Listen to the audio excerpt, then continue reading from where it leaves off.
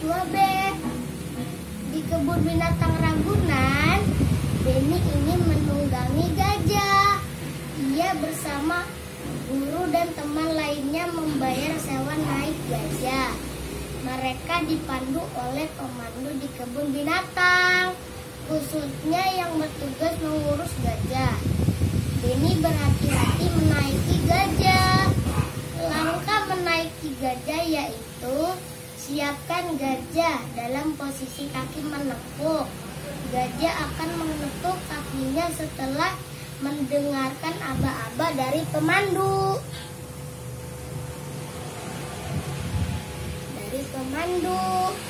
Pemandu pertama kali menaiki gajah. Penumpang akan dibantu menaiki gajah oleh pemandu lainnya. Setelah kaki gajah ditekuk, penumpang langsung menaikinya. Terima kasih. Assalamualaikum Bu Fatma, nama saya Nizam. Saya akan menceritakan tentang bebek selalu hidup rukun. Bebek tidak pernah terpisah satu sama lain. Mereka pergi bersama-sama sepanjang hari dengan mengikuti satu pemimpin. Mereka terkenal sebagai makhluk yang paling rukun, meskipun bebek sangat berisik. Tidak sekalipun mereka pernah bertengkar. Cerpelai, hewan pemangsa, melihat begitu kompaknya kaum bebek. Awalnya ia kagum, tetapi kemudian muncul niat jahat dalam hati.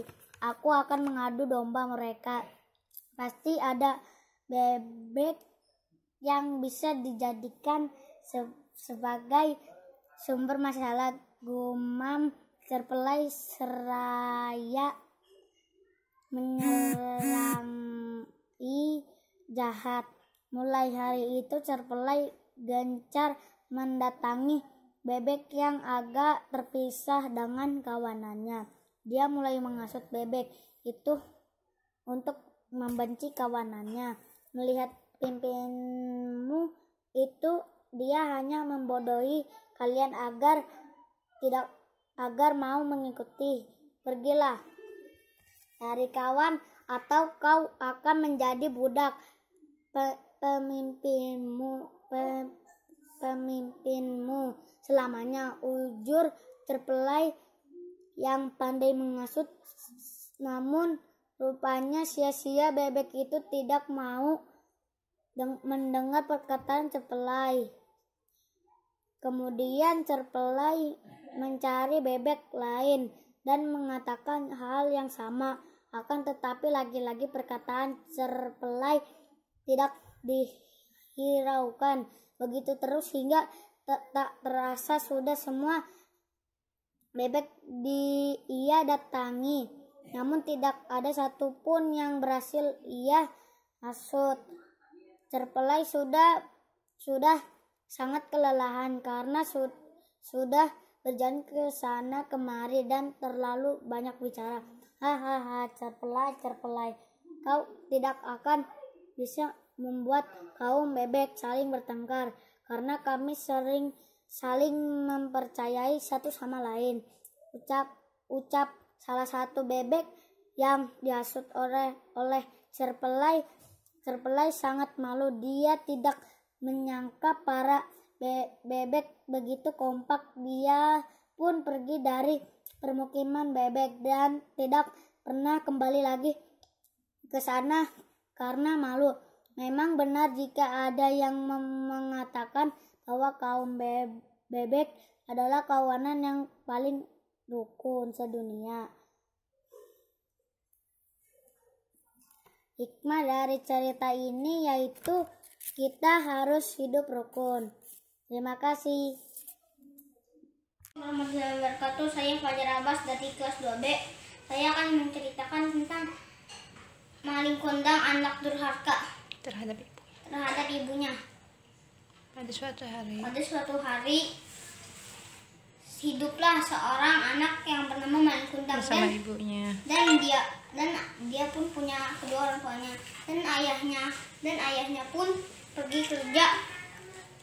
Saat itu ayahnya pun sudah lama tidak pulang-pulang.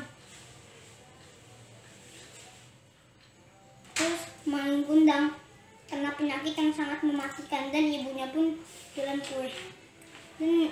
Dan maling kundang itu pun sembuh. Dan suatu hari maling kundang pun sering melamun di tepi pantai dan dia pun mendapat pekerjaan dari seorang kakek-kakek dan dia pun menjadi nelayan yang pintar dan pandai. Dia pun menikah dengan seorang Gadis yang cantik yang namanya Burhan. dan dia pun menjadi orang kaya dan ibunya pun mendoakan supaya dia mendapat pekerjaan yang halal. Dan saat itu pun dia pun disapa dengan warga-warga desa itu.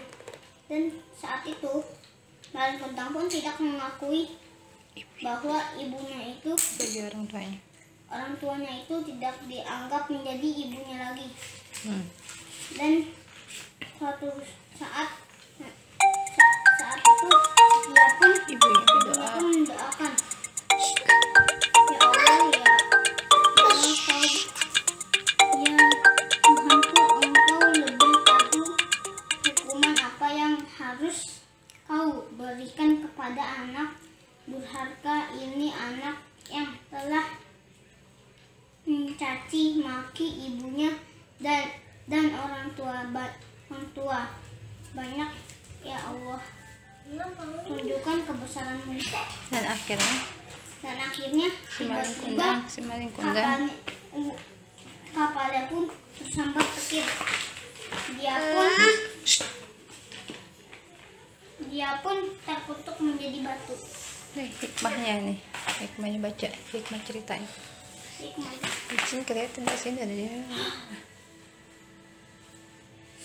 Sini lihat Seorang ibu pasti sengsara menderita jika anaknya yang sudah berhasil jadi orang kaya